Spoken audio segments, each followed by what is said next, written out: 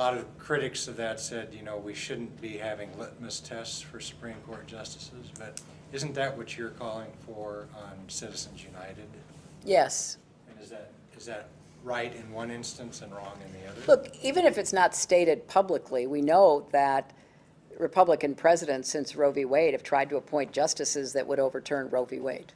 I mean, you don't have to call it a litmus test. It's just who they put up to be the nominees. And I would put up people that care more about protecting a person's right to vote than a billionaire's right to buy an election.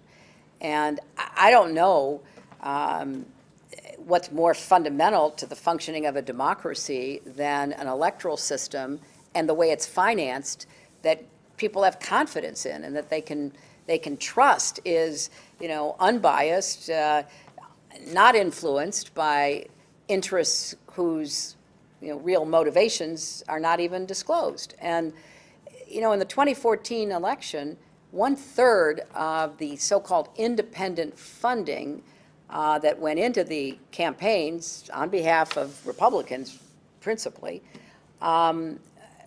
is totally unknowable.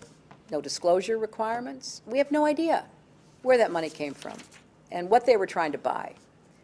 So I feel this is a foundational issue. You know, our founders, you know, worried about it at the end of the 19th century when, you know, robber barons from the railroad or the coal or the oil and gas industry were literally handing paper bags of money to state legislators. It brought in a wave of reform.